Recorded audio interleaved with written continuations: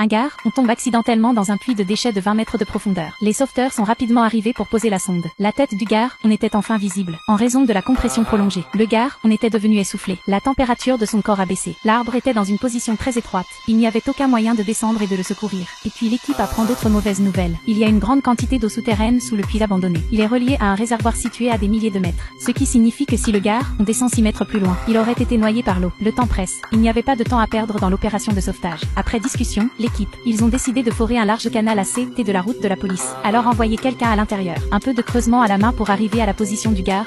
Le plan a été fait. Ils ont rapidement fait venir une plateforme de forage. Ils ont commencé à travailler sans s'arrêter. De l'autre CT, le gare, on avait été piégé pendant plus de 7 heures. Ils devenaient anxieux. Les sauveteurs ne pouvaient que continuer à le rassurer. Pendant ce temps, le temps continue de se dégrader. Un éclair a traversé le ciel. La plateforme de forage était un paratonnerre naturel. L'ingénieur demande l'arrêt immédiat des travaux. Mais le gare, on a maintenant moins de 2 mètres de profondeur. Le capitaine ordonne de continuer à creuser. À la profondeur appropriée, le gare, on devait être secouru. Le membre de l'équipe, Danny, s'est également porté volontaire. Il a demandé à descendre et à sauver le gare, quand il a mis son équipement. Le capitaine lui a dit qu'à cause des mauvaises conditions en bas, on lui a donné seulement 30 minutes pour creuser un passage. Dès que ce temps était écoulé, la corde était tirée en arrière. Danny se faufile dans le canal de la police. Lorsqu'il a atteint une profondeur de 15 mètres, le signal de son talkie-walkie a été coupé. Le temps qu'il atteigne le fond, les images de la caméra du bandeau ont été complètement perdues. La connexion est maintenant rompue. Et après une période de creusement non armé, Danny a finalement atteint la position du gare, mais la pluie avait détrempé, a fait que le gare s'est enfoncé encore plus profondément. Danny tend la main et a tiré le gare vers le haut de toutes ses forces. Mais juste à ce moment-là, l'heure prévue arrive.